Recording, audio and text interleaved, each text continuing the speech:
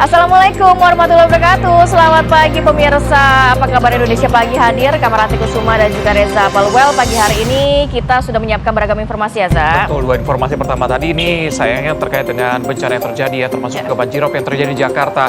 Beberapa hari terakhir memang ini pengaruhnya banyak, mulai dari cuaca, termasuk juga supermoon begitu ya. Dan lagi-lagi kita harus ingatkan bahwa banjirop ini sudah ada bisa terprediksi begitu ya, dengan fenomena dari bulan yang bergerak mempengaruhi gerakan bumi begitu ya. Hari ini kita juga akan pantau ya, Za, di wilayah-wilayah seperti Muara, kemudian wilayah Muara, Pademangan, Penjaringan, dan juga Jalan RR Marta Dinata yang kemarin ini sempat mengalami banjir di wilayah Jakarta. Tapi kita ke informasi yang lain dulu ya. Kita hadirkan informasi ini ada aksi sekelompok pemuda yang menggelar konvoy di wilayah Kabupaten Tuban, Jawa Timur. Bahkan mereka sempat mengamuk dan juga menyerang warga yang sedang berada di warung kopi. Jadi pemirsa, ini aksi konvoy tersebut ini terjadi di kawasan pertigaan Gang Dolar, tepatnya di Dusun Purboyo, Renggel, Tuban, Jawa Timur. Jadi dalam video tersebut Anda bisa lihat pemirsa, ada ratusan pemuda yang melakukan konvoy mendadak menyerbu warga yang sedang duduk santai di warung. Sempat terjadi kejar-kejaran antara peserta konvoy dan juga pemuda di warung kopi. Beruntung seluruh pemuda yang sedang nongkrong berhasil kabur ke lorong-lorong gang rumah warga. Namun satu motor milik warga sempat rusak saat menjadi sasaran amukan peserta konvoy. Polisi sudah menangkap 8 pelaku yang diduga menjadi provokator dan dilakukan pembinaan serta kerugian yang dialami oleh korban.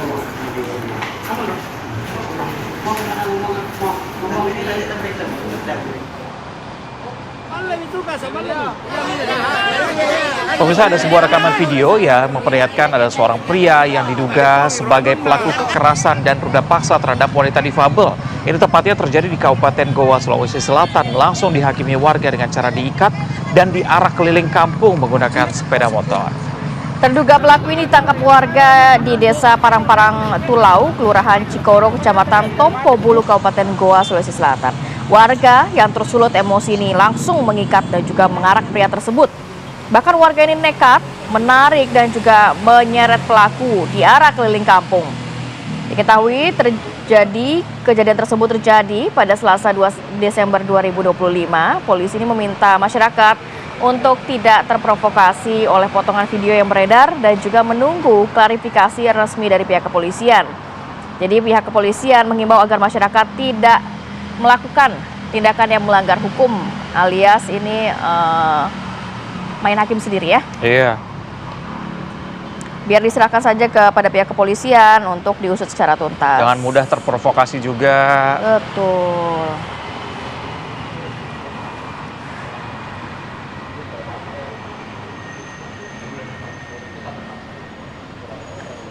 Dari Goa, Sulawesi Selatan kita bergeser ke wilayah Jakarta. Pemirsa, ada seorang pekerja proyek tertimbun setelah tertimpa material bangunan roboh yang tengah dibongkar di kawasan Kelapa Gading, Jakarta Utara dan ditemukan tewas tadi malam. Dengan menggunakan peralatan lengkap, petugas pemadam kebakaran melakukan pencarian korban sejak Kamis siang. Jasad korban ditemukan di basement bangunan dengan kondisi tertimpa bangunan beton berukuran besar. Jasad korban ini langsung dibawa ke Rumah Sakit Polri untuk dilakukan autopsi. Sebelumnya, korban yang bekerja sebagai proyek ini tertimpa reruntuhan material bangunan yang sedang dilakukan pembongkaran.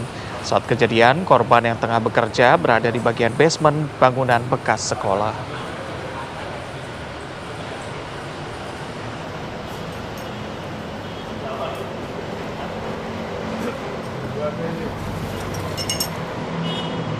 Berikutnya pemirsa, ini polisi menggerebek rumah yang ditempati oleh pelaku pencurian di Pangkal Pinang, Bangka Belitung. Polisi menemukan perhiasan emas serta sejumlah barang bukti lainnya yang merupakan hasil dari kejahatan pelaku yang belum sempat terjual. Sementara barang yang berhasil terjual ini digunakan untuk membeli handphone, narkotika, serta kebutuhan sehari-hari.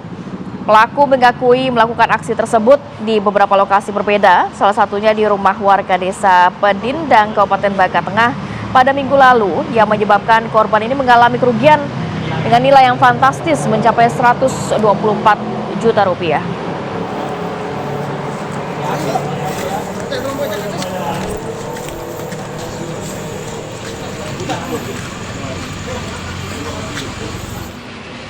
Kita ke informasi selanjutnya, sudah 10 hari setelah banjir bandang dan longsor yang melanda Kabupaten Tapanuli Tengah, Sumatera Utara, warga di Kecamatan Sitahuis ini mulai kekurangan pasokan bahan pangan. Ya, jadi pemirsa, Kecamatan Sitahuis ini merupakan salah satu wilayah yang terisolasi setelah akses jalan terputus akibat banjir bandang dan juga tanah longsor. Pendistribusian bahan pangan dan logistik dilakukan melalui jalur udara, namun kini pasokan pangan sudah mulai menipis. Camat Sitahuis mengungkapkan bahwa beras yang mereka terima sebelumnya sudah hampir habis untuk dapur umum. Di kecamatan ini ada 89 rumah warga yang rusak berat dan 126 lainnya rusak ringan dan menengah. 71 titik tanah longsor termasuk longsor yang menimbun jalan lintas Sumatera menuju Kabupaten Tapanuli Utara. Sementara jumlah korban tewas ini tercatat sebanyak 26 orang.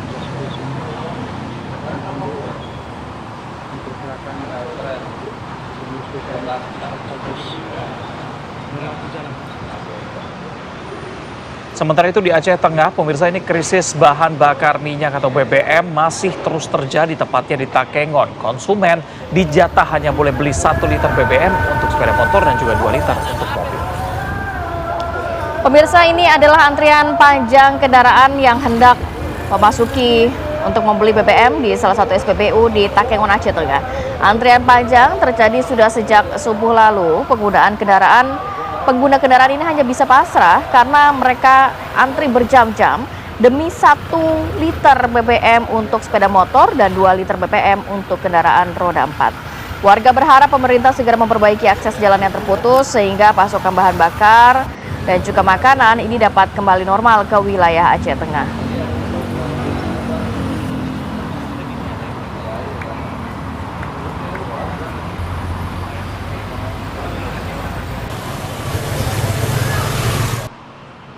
Terima kasih Anda masih bersama kami. Pemirsa, Wakil Presiden Gibran Rakabuming Raka mengunjungi wilayah terdampak bencana banjir bandang dan longsor di Sumatera.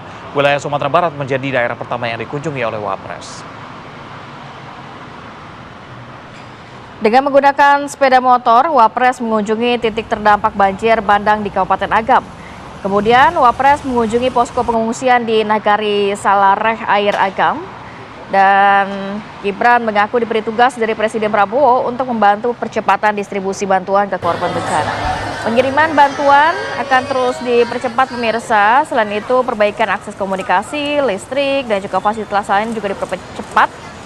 Gibran juga meminta agar pengungsi lansia, anak-anak, dan juga ibu hamil ini menjadi prioritas. Dari Sumatera Barat, Wapres bergerak menuju lokasi banjir bandang yang ada di Desa Garoga di Kecamatan Batang Toru, Tapanuli. Wapres meninjau jalan yang terputus akibat banjir bandang. Wapres yang didampingi oleh Wakil Menteri Dalam Negeri Bima Arya dan Bupati Tapanuli Selatan Gus Irwan Pasaribu.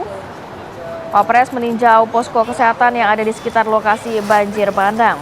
Jadi sejumlah titik ini dikunjungi oleh Wapres, di antaranya Jembatan Putuis Gosong Telaga Barat, Kecamatan Singkil Utara, kawasan Ujung Bawang di Kecamatan Singkil yang juga mengalami kerusakan yang parah. Kami diperintah Bapak Presiden untuk melakukan percepatan pemulihan pasca bencana ini. Alhamdulillah, bencana nasional, alhamdulillah. Sumatera masih Indonesia, alhamdulillah. Distribusi logistik bantuan ini akan terus dipercepat lewat jalur darat, udara, laut. Lalu untuk tadi sudah disampaikan juga perbaikan akses komunikasi, puskesmas, sekolah, jembatan, jalan ini juga akan dipercepat agar arus bantuan logistik BBM ini bisa lancar kembali. Pemirsa, Menteri Kehutanan Raja Juli Antoni ini dicecar sejumlah anggota Komisi 4 DPR RI dalam rapat dengar pendapat ini seputar permasalahan penyebab bencana Sumatera. Ketua Komisi 4 DPR, Titi Soeharto, bahkan menyampaikan keprihatinannya saat ada truk yang mengangkut kayu gelondong pasca terjadinya banjir bandang di Sumatera.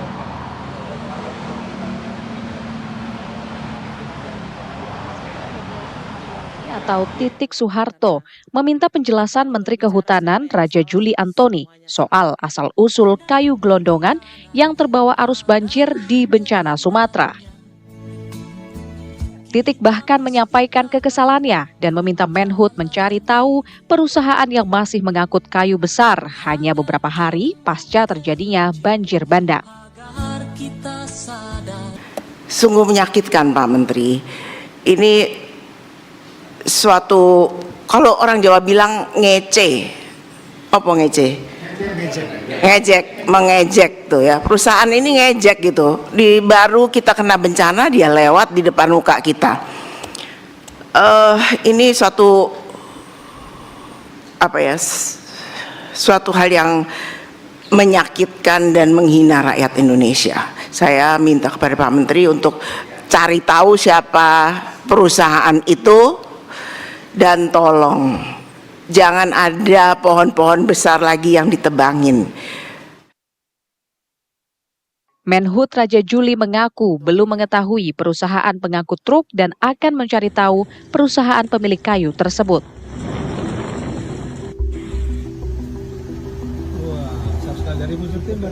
Untuk menertibkan truk-truk yang tadi diperlihatkan oleh Ibu yang benar-benar membuat hati kita juga sedih. Ketika kita masih grieving, kita masih berduka, tapi sudah ada orang yang dengan berani sedemikian rupa. Dan saya tidak tahu, sekali lagi nanti saya akan tanyakan ke Pak Dirjen Gakum, itu di mana dan kenapa orang kita tidak ada di sana.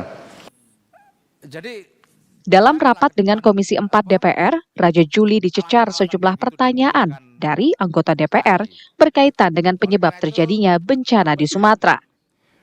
Namun ia mengklaim telah melakukan upaya penegakan hukum di Aceh, Sumut, dan Sumbar terkait penebangan pohon yang tidak sah di sana.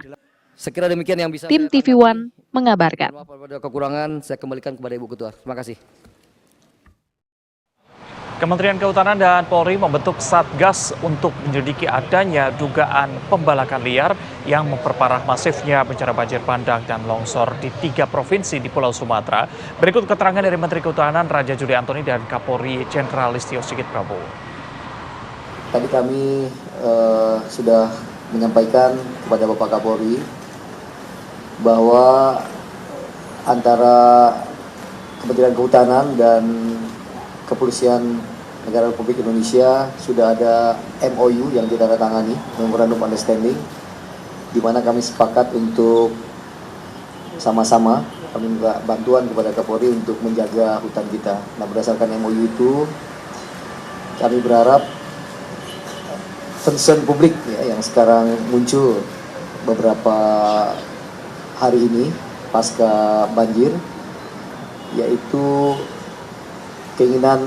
keingintahuan publik tentang asal-usul di mana material kayu yang terbawa banjir itu berasal.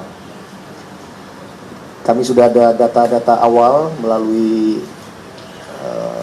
penerbangan drone ya ke daerah-daerah terdampak, dan juga ada teknologi namanya AICO untuk melihat semacam anatomi kayu yang mudah-mudahan ini bisa menjadi indikasi awal di mana muasal kayu itu berada. Dan kami berharap sekali lagi nanti kerjasama dengan Kepolisian Negara Republik Indonesia kita bisa sesegera mungkin mengungkap dari mana asal muasal kayu tersebut, dan tentu apabila ada unsur pidananya akan kita tegakkan bersama-sama. Kita akan melakukan pendalaman terlebih dahulu bersama-sama dengan tim. Beberapa hari ini kita sudah turunkan personel dan kita nanti akan gabung dengan tim dari Kementerian Kehutanan dan bila perlu dengan satgas lain yang bisa bergabung termasuk PKS, sehingga kerja tim bisa lebih cepat dan segera bisa kita infokan. Yang jelas sementara itu yang bisa kita sampaikan, dan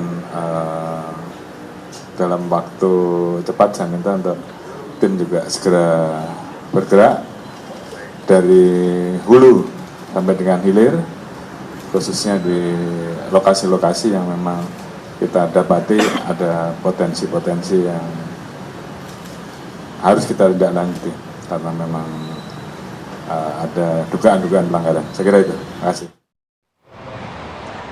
Pemirsa, Bakri untuk Negeri menyalurkan bantuan bagi korban bencana banjir bandang dan tanah longsor di Aceh. Bantuan ini didistribusikan melalui jalur udara untuk Aceh Utara dan Aceh Tengah. Bantuan Bakri untuk Negeri ini diberangkatkan dengan pesawat charter dari Bandara Internasional Kuala Namu di Deli Serdang, Sumatera Utara. Adapun bantuan yang didistribusikan untuk korban bencana di kota Takengon, Kabupaten Aceh Tengah, ini berupa alat komunikasi Starlink dan solar panel, beras, mie instan, minyak goreng, makanan, dan juga obat-obatan. Bantuan itu diangkut menggunakan pesawat charter yang akan berlangsung hingga beberapa hari ke depan. Sementara itu untuk distribusi ke desa-desa yang terisolir akan menggunakan helikopter. Pasca bencana banjir bandang dan longsor yang melanda sejumlah daerah di Sumatera, hingga kini distribusi bantuan masih terhambat karena jalur yang masih putus.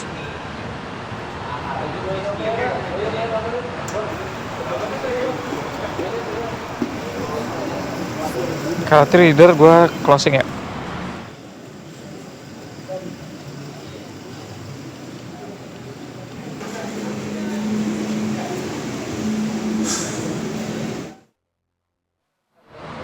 Bagi pemirsa TV One yang ingin menyalurkan bantuan lewat peduli bencana banjir bandang dan longsor di Sumatera lewat Bank BNI atas nama Yayasan Satu Untuk Negeri TV One dengan nomor rekening 2024333552, kami ulangi 2024333552. Terima kasih pemirsa, Anda masih setia bersama kami. Ini polisi resmi merilis hasil tes DNA dari kerangka yang ditemukan di sekitar Kali Cilalai, Bogor, Jawa Barat. Dari hasil tes DNA, kerangka tersebut identik dengan Alvaro, yakni bocah yang dilaporkan hilang sejak bulan Maret lalu.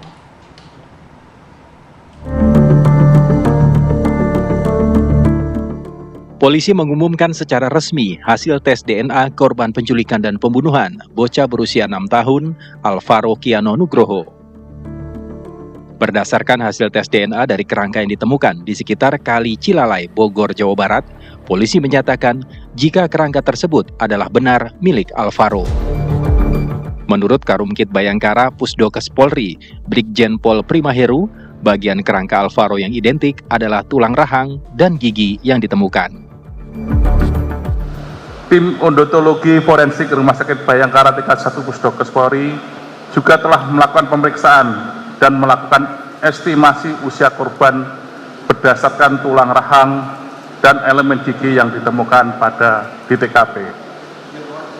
Berdasarkan hasil pemeriksaan DNA dan gigi, dapat disimpulkan bahwa kerangka dengan nomor register 0062-11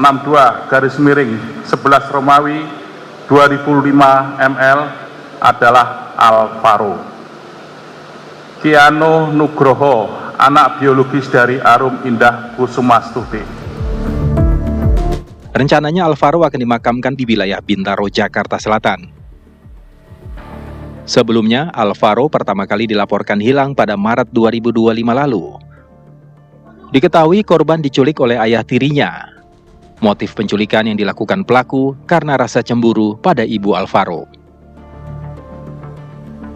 Dari Jakarta, tim TV One mengabarkan. Kita kabar berikutnya, pemirsa, selebgram Lisa Mariana ditetapkan sebagai tersangka dan dijemput paksa oleh penyidik Direktorat Siber Polda Jawa Barat. Penjemputan paksa tersebut dilakukan karena Lisa Mariana mangkir dari panggilan pemeriksaan sebanyak 2 kali. Yang Anda saksikan merupakan penampakan dari selebgram Lisa Mariana saat digiring oleh petugas untuk menjalani pemeriksaan lanjutan terkait dengan kasus video asusila dengan pria bertato yang tersebar di media sosial. Selebgram Lisa Mariana dijemput paksa oleh penyidik pada Kamis pagi dan tiba di Polda Jawa Barat sekitar pukul 14.30 kemarin. Penjemputan paksa dilakukan karena Lisa Mariana 2 kali mangkir dari panggilan penyidik. Apalagi status Lisa Mariana sudah ditetapkan sebagai tersangka. Meski sudah ditetapkan sebagai tersangka, selebgram Lisa Mariana masih belum ditahan oleh Polda Jabar. Penahanan nantinya akan dilakukan berdasarkan keputusan penyidik dari hasil pemeriksaan. Saat ini Lisa Mariana sudah berada di ruang pemeriksaan di Treskrimum Polda Jawa Barat dan akan diperiksa saat kuasa hukumnya tiba di Polda Jawa Barat.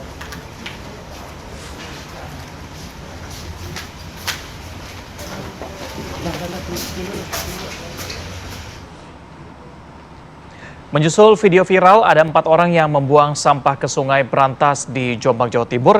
Ini polisi langsung bergerak cepat dan menangkap seorang pelaku yang merupakan pengepul bulu ayam.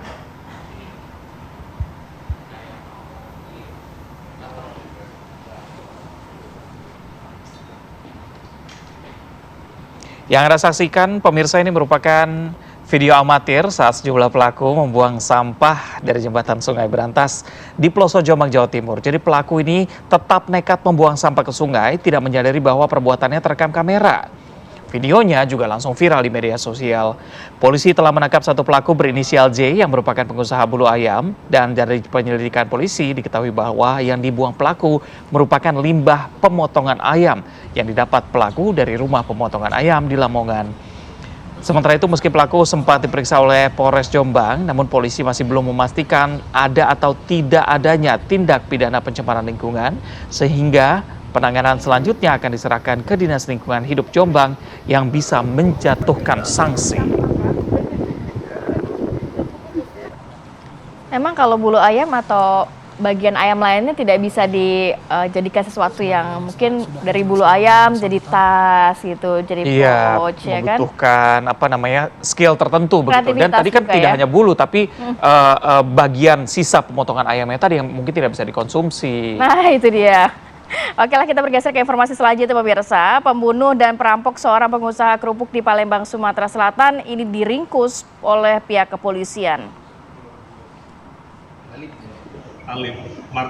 Jadi setelah 1 pekan pengejaran, tim gabungan Jatan Ras Polda Sumsel dan Satreskrim Polrestabes Palembang akhirnya meringkus pembunuh dan perampok seorang pengusaha kerupuk. Pelaku merupakan DS, warga Kecamatan Pelaju. Polisi berhasil meringkus pelaku di tempat persembunyiannya di Kota Bandung. Dari tangan pelaku, polisi menyita barang bukti berupa senjata tajam, pakaian korban, linggis, dan juga handphone milik korban.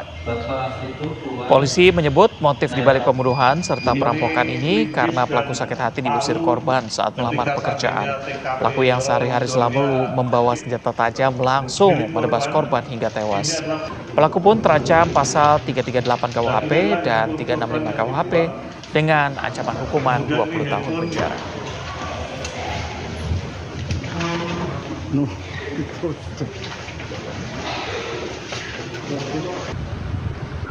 Dan untuk lebih mendalami kasus ini, kami mengajak Anda untuk berbincang langsung dengan Kapolrestabes Palembang. Bergabung bersama kami Kombes Pol Haryo Sugihartono. Selamat pagi, Pak Kapolres. Selamat pagi, Mas. Pak, mungkin bisa dijelaskan kepada kami secara rinci bagaimana runutan awalnya ketika kejadian tersebut. Apakah memang trigger utamanya hanya karena sakit hati saat itu, Pak? Baik, dapat kami sampaikan kepada seluruh pemirsa bahwasanya benar pada tanggal 26 November tahun 2025, tepatnya hari Selasa di pukul 19.20, telah terjadi tindak pidana atau peristiwa pembunuhan disertai dengan perampokan atau pencurian dengan kekerasan yang mengakibatkan korban almarhum saudara Dharma meninggal dunia di tempat. Demikian juga istrinya, yaitu saudara Yeni Suwandi, mengalami luka sayat di lehernya, yang pada akhirnya alhamdulillah seiring dengan peristiwa yang terjadi, kami berhasil memberikan tindakan pertama, pertolongan kepada korban. Ya, Pak Kapolres, tersangka sudah kita lakukan penangkapan. Baik, tersangka sudah diamankan oleh pihak kepolisian. Pak Kapolres, kalau berbicara motifnya memang karena sakit hati saja saat korban ini melamar pekerjaan, kemudian maksud kami saat pelaku melamar pekerjaan kemudian diusir oleh korban. Dan kabarnya pelaku ini sehari-hari membawa senjata tajam. Memang apa sebelumnya pekerjaan pelaku kok sampai membawa senjata tajam dalam kesehariannya? Benar, Mbak. Jadi motifnya sebenarnya bukan untuk mencari pekerjaan, memang niatnya tuh ingin melakukan pencurian. Namun karena seiring dengan pengamatan yang ada, termasuk ruko yang menjadikan salah satu bentuk pengamatan yang bersangkutan, ketika melihat ada sebuah ruko milik saudara almarhum Dharma, teringat pada masa lalu pernah meminta pekerjaan pada yang bersangkutan, saudara Dharma. Kemudian seiring yang ada waktu tanggal 26 malam itu juga, karena yang bersangkutan sudah melakukan pengamatan dan penggambaran di lokasi sekitar ruko tersebut, kemudian menjumpai Dharma yang notabene sekembali dari kantor, kemudian seketika disamperi di depan teralis rukonya tersebut ketika ingin masuk di rukonya tersebut. Kemudian sesaat sejenak ada pembicaraan antara kedua belah pihak dan yang bersangkutan ingin meminta pekerjaan kembali karena sebelumnya pernah berjumpa dan meminta hal yang sama. Namun spontan diberikan jawaban kepada saudara Dharma bahwasanya tidak ada, atau bahasa paling banyak katik, jauh-jauhlah. Niat inilah yang kemudian muncul karena merasa ada bahasa yang menurut dia menyinggung, akhirnya spontan melahirkan sebuah cerita yang berbeda, ingin melakukan tindakan pembunuhan. Kemudian ketika saudara Dharma ingin masuk di rukonya pada saat membuka teralis dan berhasil membuka teralis, saudara Dharma, seiring dengan ketika yang bersangkutan sudah memasuk di teralis tersebut dan membalikkan badannya untuk mengunci kembali, namun pihak tersangka berhasil masuk seiring di belakangnya dan sambil mencekik leher daripada korban. Disitulah awal daripada peristiwa yang terjadi, yang pada akhirnya tersangka berhasil menjatuhkan korban, kemudian melakukan tindakan-tindakan yang tidak terpuji tersebut, yaitu melakukan pembunuhan. Oke, dari pengembangan polisi, informasi didapatkan seperti apa sampai akhirnya ini pelaku bisa diamankan di Kota Bandung begitu, Pak?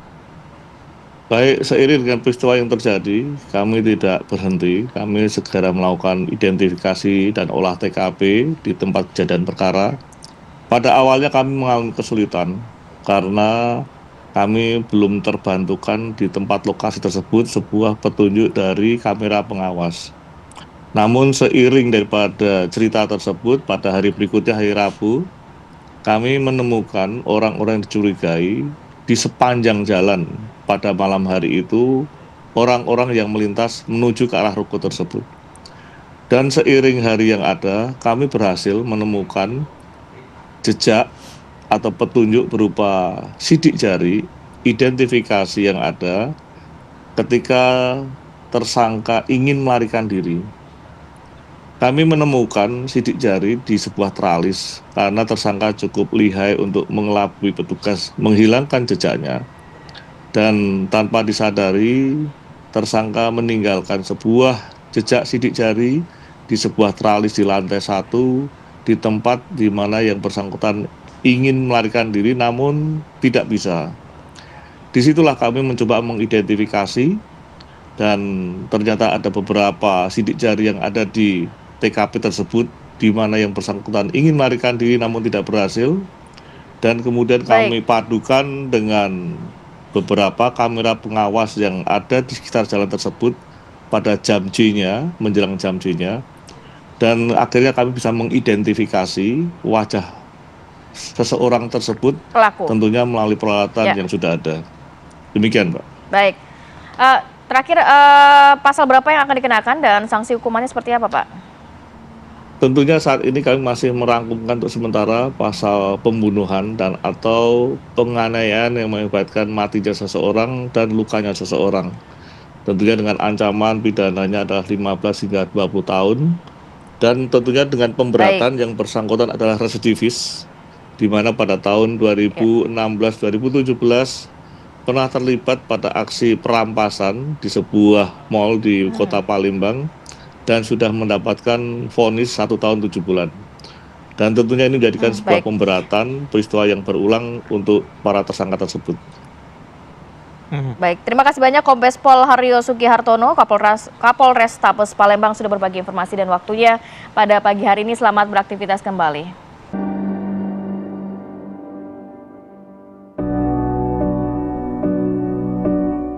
Duka mendalam masih menyelimuti Aceh, Sumatera Barat, dan Sumatera Utara. Ratusan korban jiwa dan puluhan ribu orang kehilangan tempat tinggal dan masih terpisah dengan keluarga. Bencana yang terjadi langsung disambut dengan gelombang solidaritas dari berbagai kalangan. Selebriti, influencer, pendakwah, hingga konten kreator mengajak warga saling menolong, peduli dan berkontribusi meringankan beban warga korban terdampak. Hasilnya sangat luar biasa. Rekor donasi yang dikumpulkan konten kreator Ferry Irwandi tembus 10 miliar lebih hanya dalam 24 jam. Begitu juga dengan komika Pras Teguh bersama sejumlah rekannya turun langsung menyalurkan bantuan. Seorang aktris dan aktivis Ciki Fauzi pun ikut menyiapkan dapur umum bagi warga yang berada di pengungsian. Ada pula Willy Salim dan pendakwah Dery Sulaiman yang berkolaborasi mengantarkan paket sembako dan berjanji bangunkan rumah untuk korban banjir. Segala daya upaya dikerahkan demi warga yang terdampak. Kini, hasil donasi dari seluruh masyarakat melalui para penggalang disalurkan langsung ke wilayah terpencil dan terisolasi. Tim TV One mengabarkan.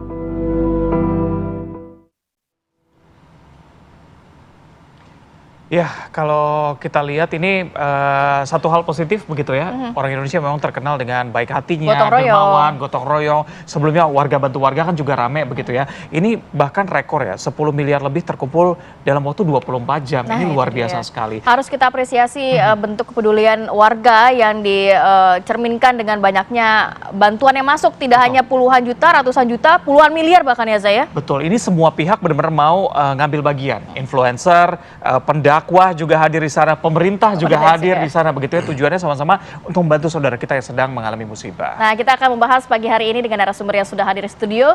Sudah ada Bapak Esbul Bahar, tenaga ahli utama KSP. Selamat pagi Pak Esbul.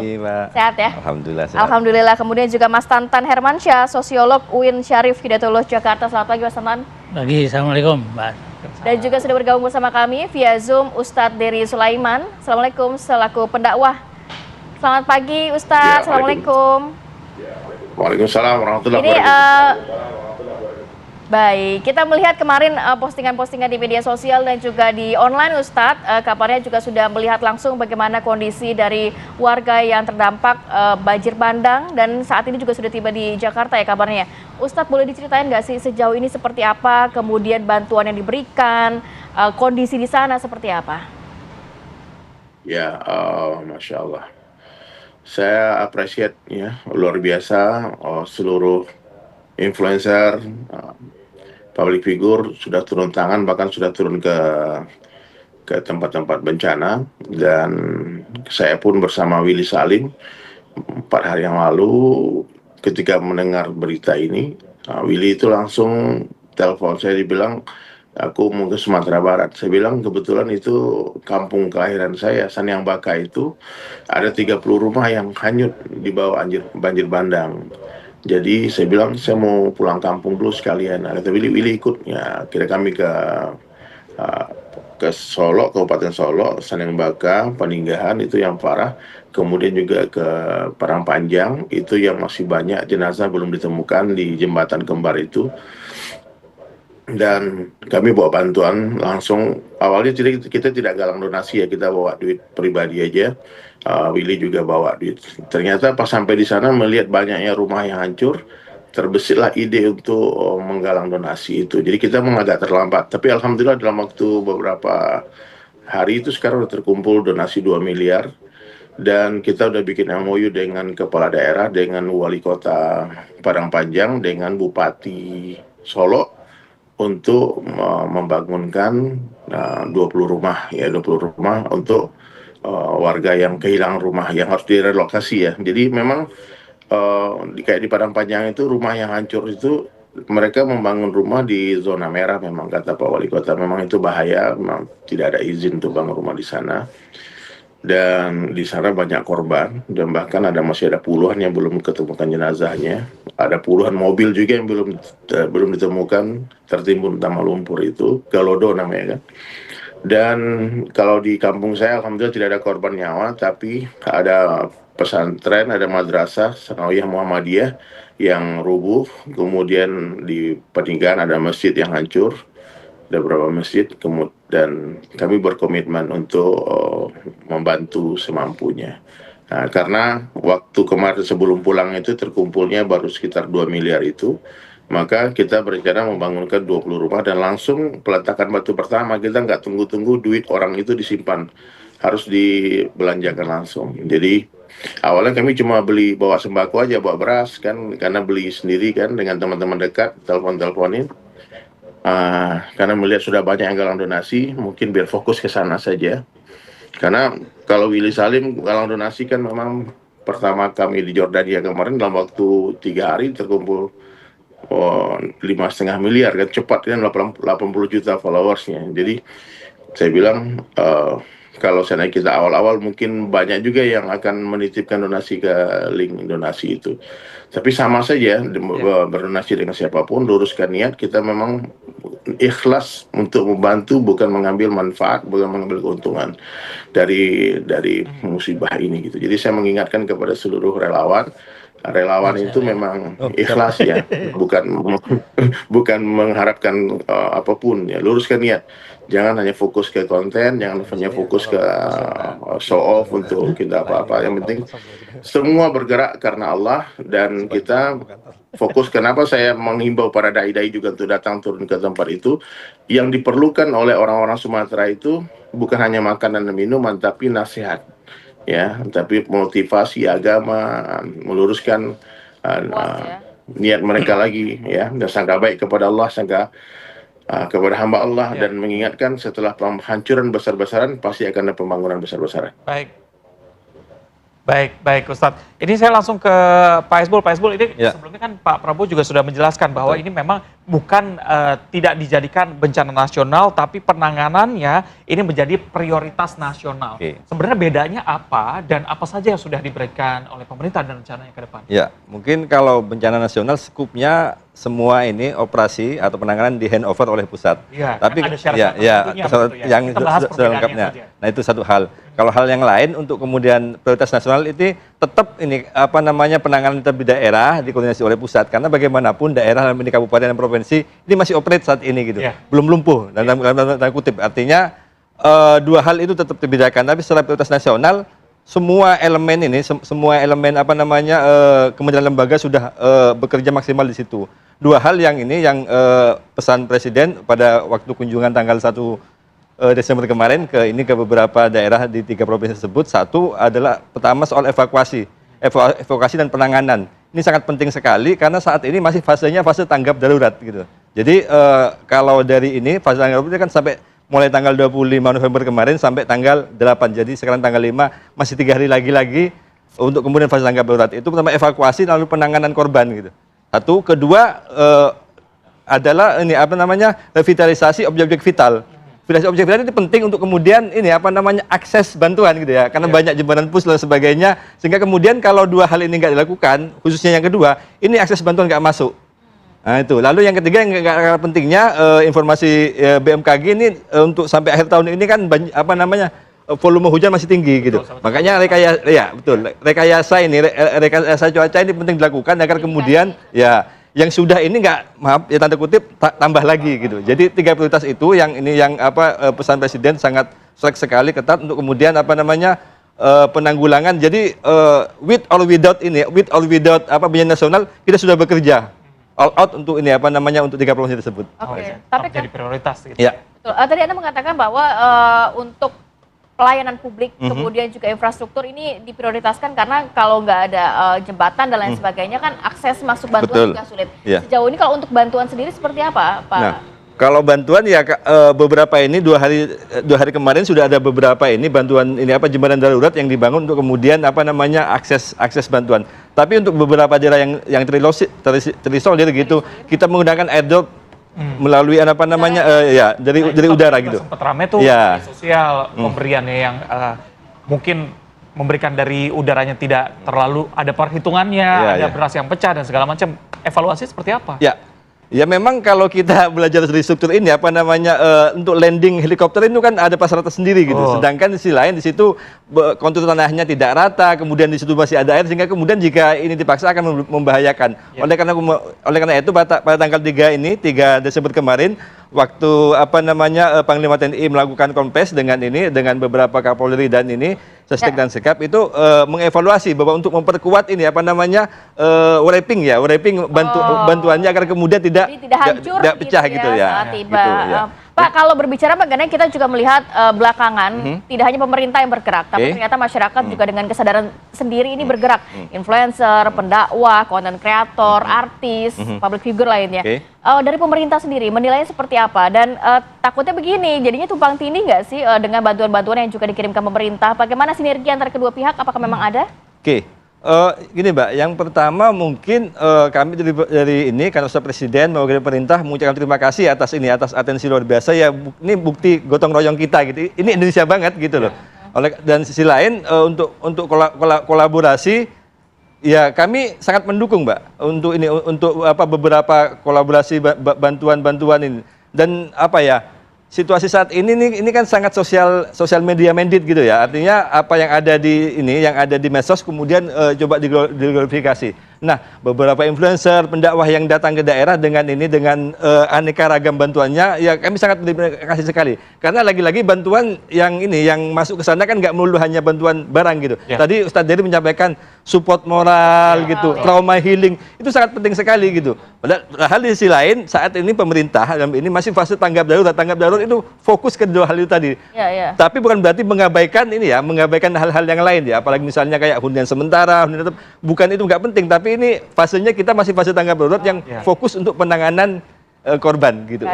Oke, Mas Tantan. Jadi kalau kita lihat kan tadi sudah dibahas ya, gimana orang Indonesia dermawan, ingin membantu, gotong royong yang Indonesia banget begitu ya. Dengan ramainya atau tadi dibilang ini sosial media minded begitu. Gimana cara kita bisa membedakan nih yang mana yang benar-benar tulus niatnya untuk membantu sama yang mau ngonten aja ke sana? Terima kasih, menarik ya. Yang pertama, sebetulnya apa yang dilakukan oleh masyarakat dengan penggalangan dana ini mengkonfirmasi penelitian riset internasional bahwa orang Indonesia itu adalah masyarakat yang paling dermawan di dunia. Itu satu. Jadi ini semakin mengkonfirmasi riset itu. Yang kedua, memang sekarang solidaritas digital itu kan jauh lebih mudah dan lebih masif gitu. Karena infrastruktur digital di Indonesia sekarang udah mulai membaik. Namun kemudian permasalahannya adalah ketika solidaritas digital yang demikian masif dan besar itu kemudian menginfluence banyak orang untuk saling berkontribusi. Pertanyaan kemudian kan kenapa akhirnya suka membanding-bandingkan dengan yang dilakukan oleh pemerintah adalah ini proses penyalurannya gimana. Nah maka tadi saya pikir menarik sekali bahwa proses perbaikan rehabilitasi infrastruktur untuk aksesibilitas penyaluran bantuan itu sangat penting dilakukan.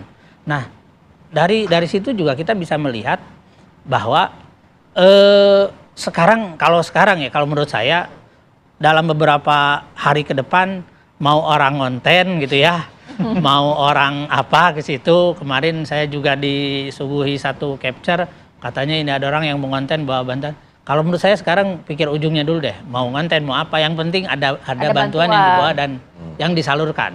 Yang penting solidaritas digital yang demikian gelembungnya sangat besar itu betul-betul bisa disalurkan, bahwa kemudian dia akhirnya ngonten di situ terus dapat lagi, asal balik lagi nggak apa-apa deh. Gitu kan.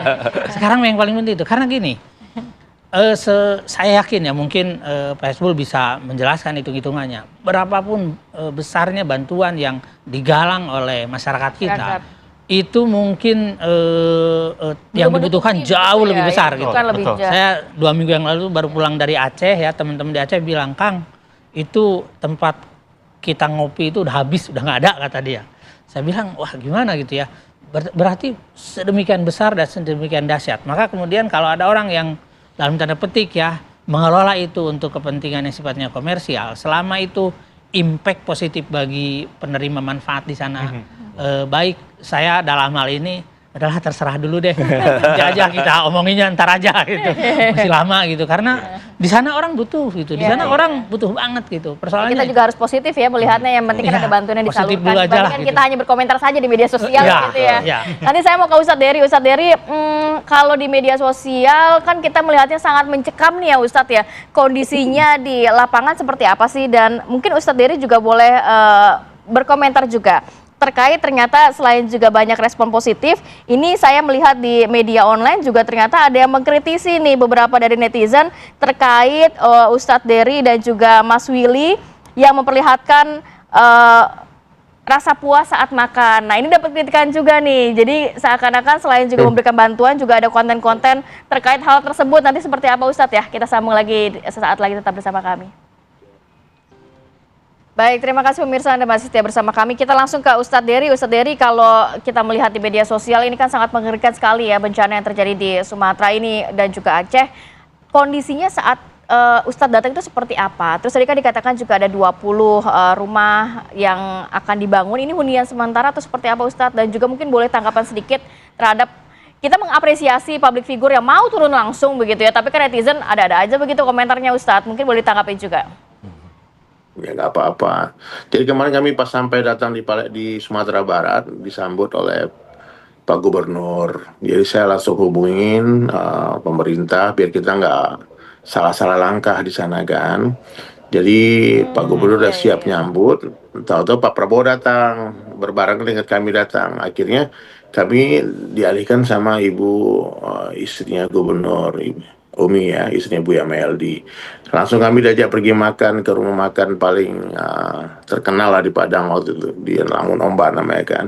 Ya, kami makan di sana. Willy Salib pertama kali ke Padang seumur hidupnya.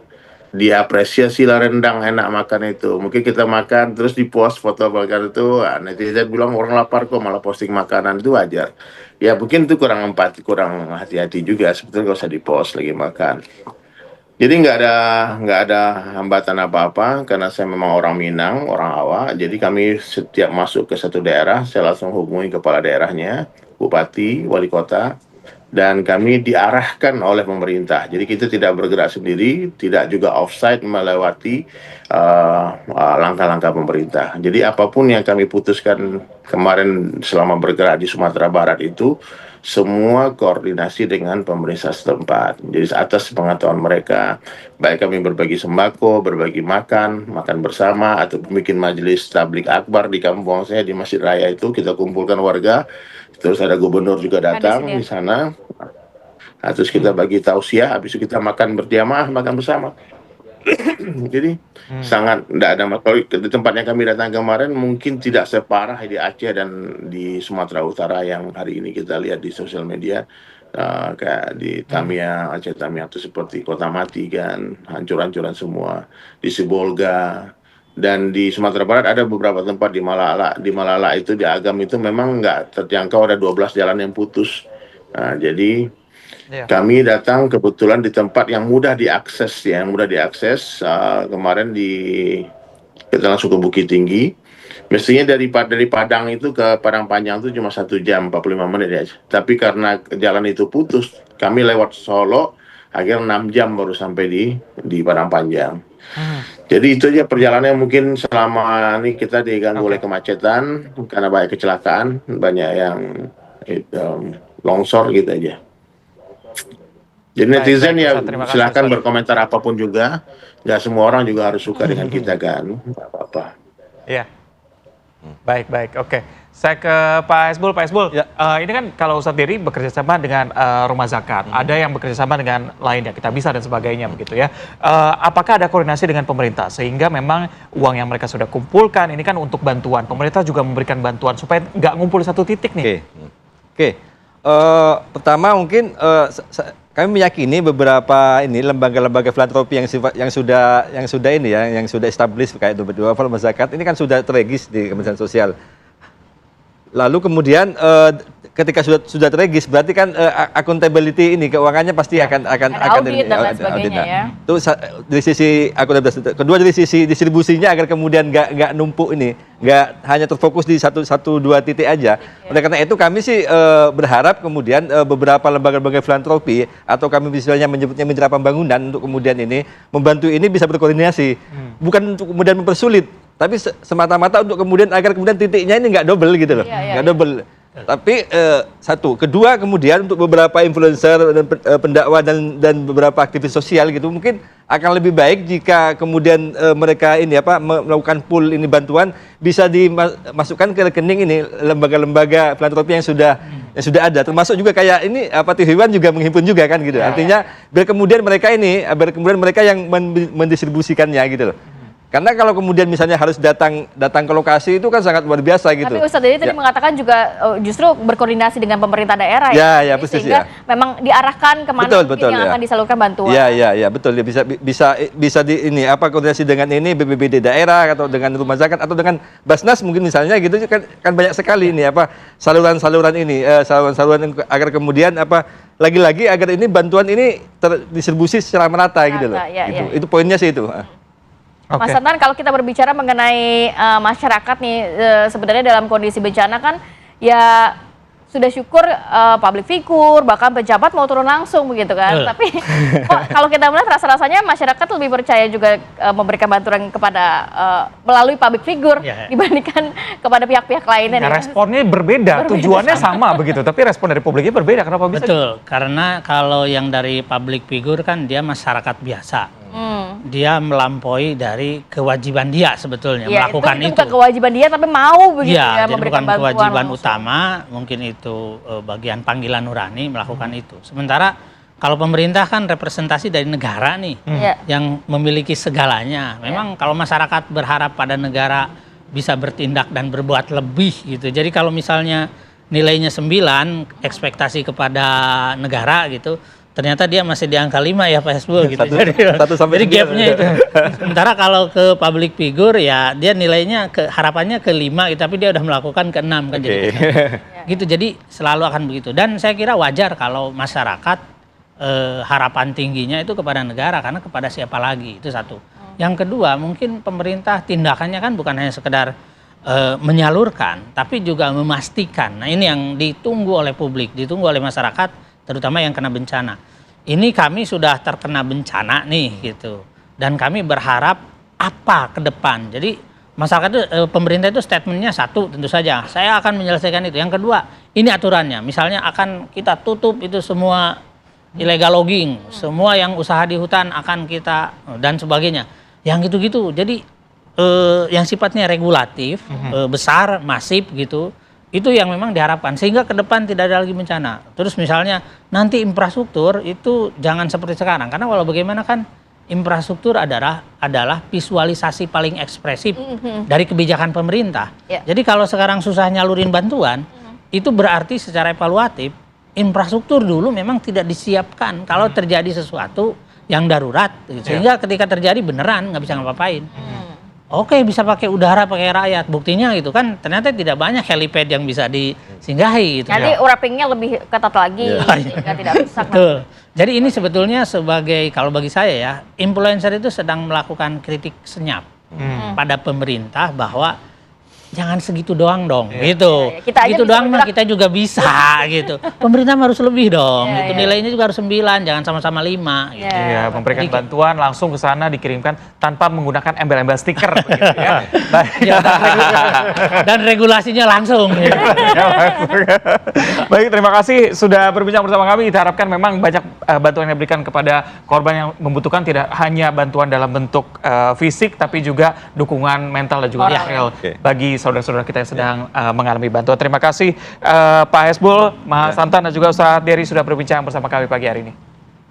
Baik, kita harus jeda dulu sejenak, nanti kita hadirkan informasi pemirsa. Tim SAR gabungan kembali menemukan 3 korban tewas yang tertimbun longsoran tanah di Jalan Lintas Sumatera, Kabupaten Tapanuli Tengah, Sumatera Utara. Selengkapnya saat lagi.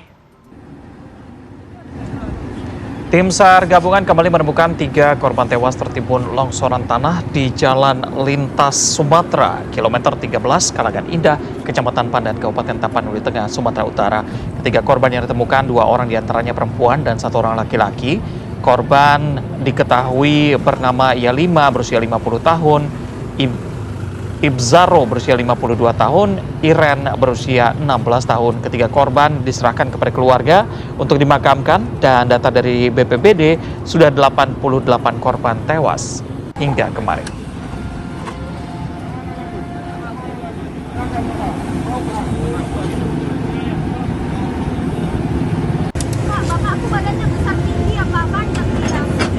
Lalu bagaimana kondisi terkini? Sudah ada rekan kami Nofri di sana yang siap melaporkan untuk Anda. Nofri, selamat pagi.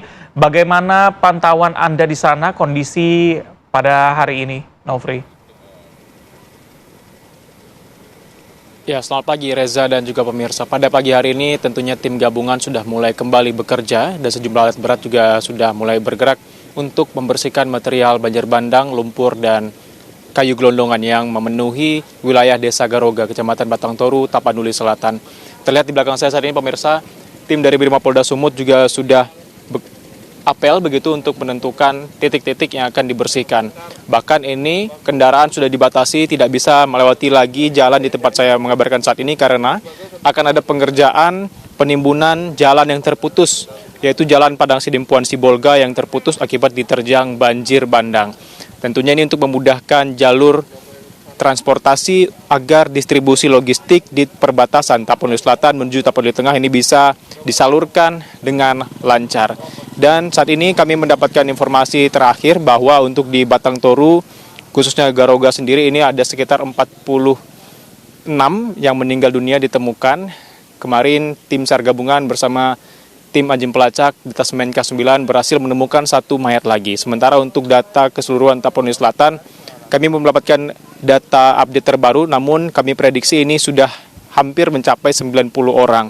Untuk pengungsi sendiri di Tapanuli Selatan ini saat ini sudah tercatat ada sebanyak 5.300-an lebih pengungsi. Sementara untuk di Kecamatan Batang Toru ini ada sebanyak 2.300 pengungsi yang tersebar di sejumlah titik, yaitu ada 6 titik lokasi pengungsian.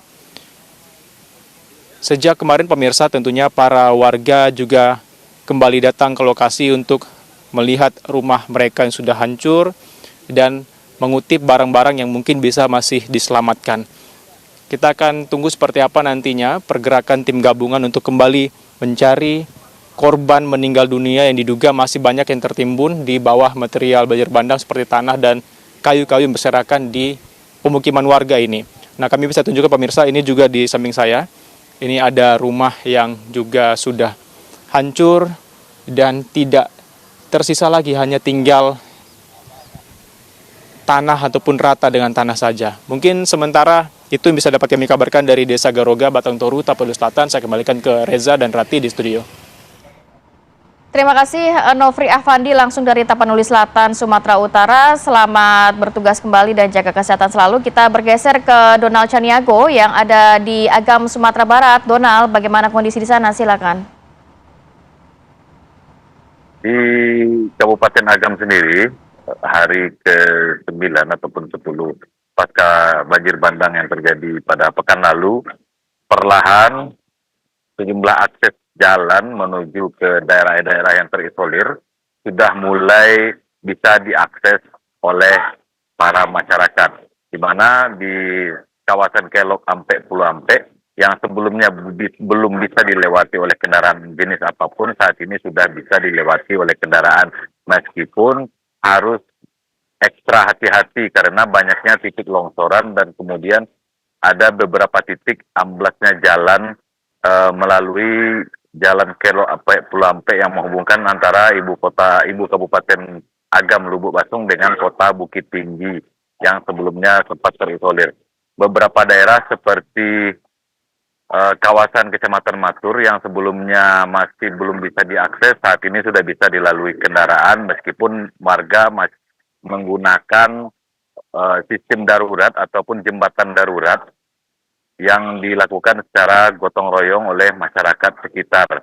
Dan dapat kami update juga perkembangan data yang meninggal dunia pada hari ini berjumlah 171 warga meninggal dunia yang tersebar di 11 kecamatan dan kecamatan yang berada di Kabupaten Agam ini, dan 33 masih dirawat di rumah sakit dengan kondisi yang luka. Kemudian terjadi penurunan jumlah pengungsi, yang sebelumnya 12 ribuan, saat ini sudah turun menjadi 11.826 jiwa yang tersebar di sejumlah titik, baik di posko pengungsian maupun di rumah sanak famili mereka masing-masing. Distribusi bantuan juga terus dilakukan di beberapa tempat seperti di Kecamatan Tanjung Raya menggunakan jalur danau, meskipun kawasan tersebut masih terisolir hingga saat ini. Begitu.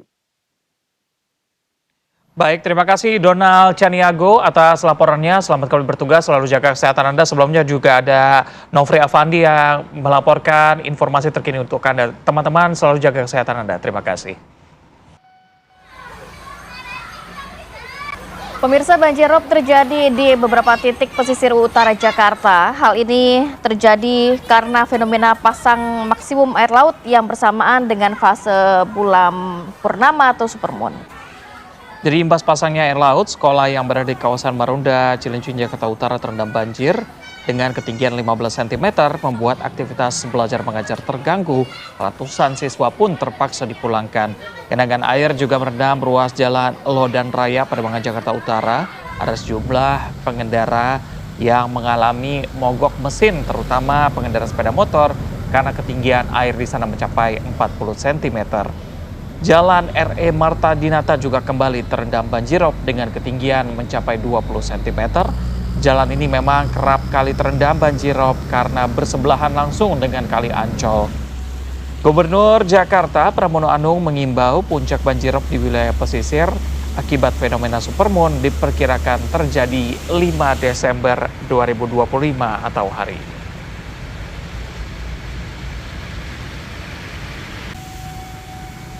Lalu bagaimana kondisi pada pagi ini? Sudah ada rekan kami, Margaret Novita, siap melaporkan untuk Anda. Margaret, coba digambarkan dong gimana kondisinya pada saat perjalanan menuju lokasi dan juga kondisi terkini di lokasi. Ya, Reza, Rati, dan juga pemirsa, jika Anda bertanya kondisi di Jalan RE Marta Dinata, Tanjung Priuk, di Papanggo, Tanjung Priuk ini memang bisa dilihat di belakang saya bahwa jalanan RE Marta Dinata ini masih terendam banjir setinggi kurang lebih 20 cm atau lebih, ini setara dengan betis orang dewasa. Dan pun di belakang saya ini masih terlihat banyak kendaraan yang melintas, ini dari kendaraan-kendaraan besar hingga kendaraan-kendaraan kecil seperti motor dan juga mobil. Dan untuk pantauannya memang ini sejak tadi pagi sudah tergenang, bahkan informasinya ini dari kemarin pemirsa sudah terjadi banjirop di jalanan ini.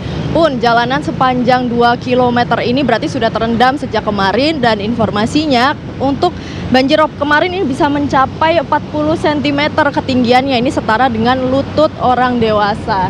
Nah, saya mau ajak Anda pemirsa untuk langsung tanya-tanya bagaimana sih ini banjirop terjadi di tempat ini, apakah sudah bertahun-tahun masalah ini tidak selesai. Sudah bersama kami Pak Ivan selaku petugas PPSU. Selamat pagi Pak Ivan. Pagi Mbak. Pak Ivan, ini banjiropnya dari kapan Pak? Ini udah berapa hari, ada kali 4 hari banjirop mulai, cuman nggak begitu tinggi. Ini dari kemarin udah mulai tinggi, ya kemarin hampir ketinggian 40 cm lah, kurang lebih segitu. Tapi kendaraan masih normal ya melintasi jalan ini, ada yang mogok-mogok gitu nggak Pak? Kalau untuk mobil masih aman, masih bisa lewat. Cuman kalau untuk motor banyak yang mogok juga kemarin. Pak, ini kalau petugas PPSU sedang banjirop seperti ini, membersihkannya bagaimana nih? Ya untuk sementara kita terjun langsung ke masalah aerob. Penyapuan nggak ada sementara. Ikut membantu arus lalu lintas juga ya Pak ya? Mengatur lalin, terus kalau ada motor yang mogok kita ngedorong, ikut ngedorong juga. Itu aja.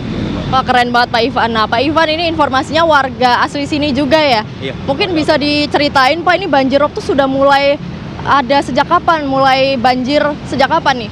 Kalau dari banjir gedenya mah dari tahun kemarin juga udah mulai itu.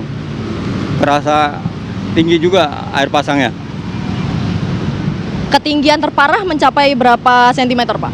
Kemarin aja itu hampir 40 cm, hampir selutut. Saya tuh spatbot aja kerendam. Pak, ini kan di sebelah juga ada kali ya, ini kali Ancol. Normalnya airnya setinggi ini nggak sih, Pak? Kayaknya enggak deh, ini udah terlalu tinggi.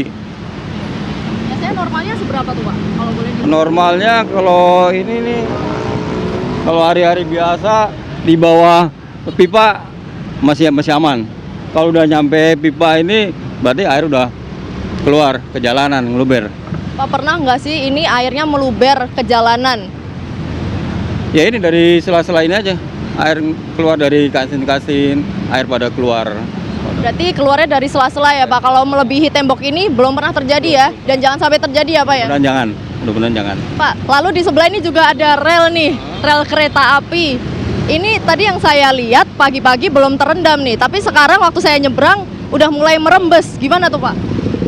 Ya kayaknya sementara kan ini udah dibendung dulu sama PT KAI. Ya kayaknya nggak nyebrang sih, cuman nyampe sini doang ini. Cuma dalam juga ini di bawah bendungan ini. Tapi operasional kereta terganggu nggak sih, Pak, kalau banjir seperti ini? Kayak kemarin tetap normal deh, dia jalan cuman nggak begitu ini, pelan dia. Nyampe di sini pelan baru. Nah, selain dari PPSU, unsur pemerintah lainnya ada juga yang datang ke sini nggak sih, Pak? Ada dari pihak dinas tata air SDA, dia ada standby, dia ini pompa air juga standby, ada di sebelah sana dia. Kalau pompa air itu berapa unit, Pak? Terus ditaruhnya di beberapa titik, di berapa titik? Kemarin saya lihat di sana ada dua mobil itu pompa air, 3 apa 2 itu, pokoknya di sana ada. Biasanya tahun kemarin di sini juga ada, cuman fokus sebelah sana dulu kali. Berarti fokus di ujung dulu, mungkin nanti siangan agak ke sini ya, Pak. Nah, Pak, ini memang untuk arus lalu lintasnya ramainya tuh biasanya jam berapa, Pak?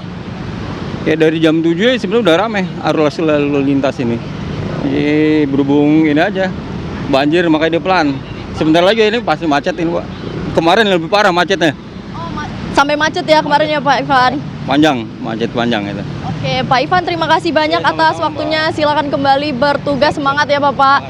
Nah, pemirsa, itu tadi percakapan saya dengan salah satu petugas PPSU yang memang membersihkan wilayah Jalan RE Marta Dinata, dan memang untuk saat ini kondisinya banjir masih tinggi, pun puncaknya diperkirakan hari ini tanggal 5 Desember pukul 9 hingga 10 nanti kami akan terus mengabarkan bagaimana kondisi terkini dari jalanan RE Marta Dinata. Kembali ke studio. Aku ya setting ya. Okay. Baik, terima kasih Margareta Novita atas laporannya dan selamat bertugas kembali. Pemirsa, di Jalan Pacuan Kuda Kabupaten Benar Meriah Aceh ini ambles setelah dilakukan upaya pembuatan parit darurat. Seorang warga berhasil merekam detik-detik amblesnya jalan tersebut dan akhirnya viral di media sosial. Jadi upaya pembuatan parit darurat yang semulanya bertujuan untuk mempercepat aliran air justru berubah menjadi bencana yang baru. Proses pengerjaan yang melibatkan alat berat ekskavator awalnya dilakukan untuk mencegah genangan lebih besar, namun kondisi tanah di bawah badan jalan rupanya jauh lebih rapuh dari perkiraan. Tanah dasar yang sebagian besar terdiri dari pasir tidak mampu menahan tekanan air yang mengalir dengan deras. Runtuhnya jalan di kawasan Pacuan Kuda ini menyebabkan akses masyarakat lumpuh. Jalur yang selama ini menjadi penghubung utama antara wilayah Kabupaten Benar Meriah terputus total, mereka terpaksa mencari jalur alternatif yang jaraknya lebih jauh.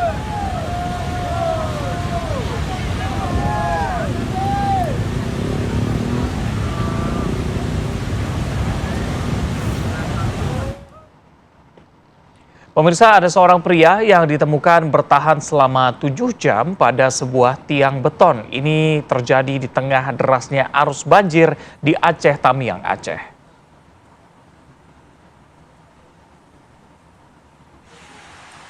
Ya, pemirsa, terlihat pria itu sudah bergetar kedinginan, pemirsa, sehingga warga setempat pun berupaya untuk segera menyelamatkan pria tersebut.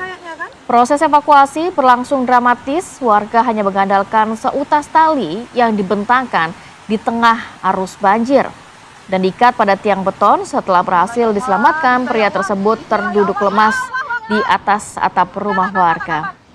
Dikabarkan pihak keluarga menyampaikan rasa syukur dan terima kasih kepada warga yang telah membantu menyelamatkan pria tersebut. Kalau dilihat ngeri banget ya. Iya, Arusnya karena deras deras, sekali. gak ada pilihan lain selain harus bertahan di sana. Tapi syukurnya pria tersebut selamat dan juga tidak ada luka-luka begitu ya dalam proses evakuasi dirinya.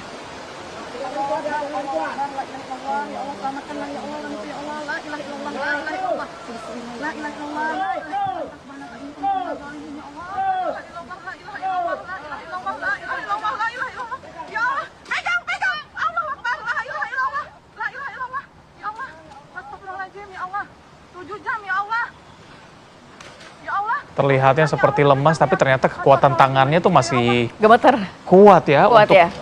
pegangan melawan arus tadi. Alhamdulillah akhirnya selamat. Nah, ini juga ada yang viral di media sosial pemirsa, video seorang warga yang akhirnya bertemu lagi dengan orang tuanya setelah peristiwa banjir melanda. Jadi video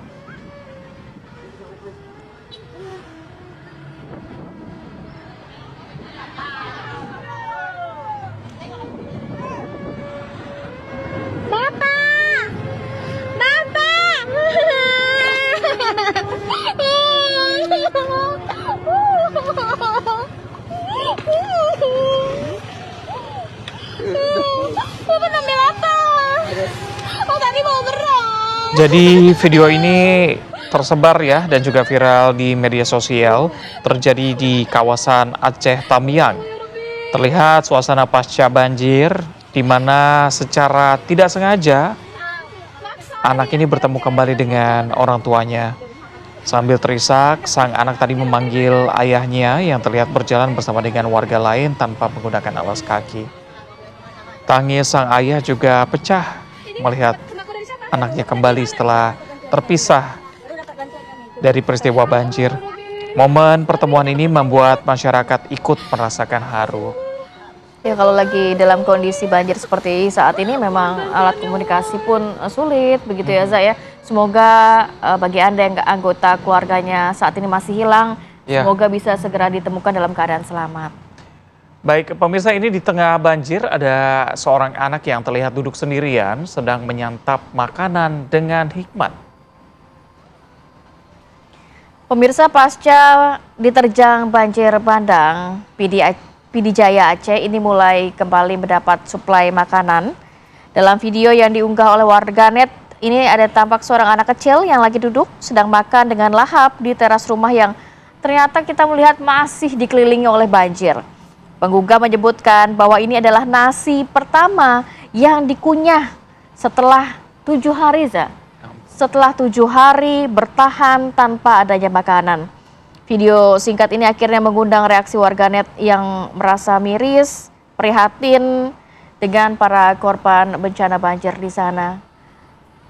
Ya, jadi refleksi juga buat kita, kalau misalnya makanan, hayu dihabiskan. Jangan dibuang-buang gitu ya. karena Itu rezeki buat kita, betul. gitu. Ternyata saudara kita yang masih satu bangsa juga Membutuhkan makanan, kesulitan mendapatkan makanan.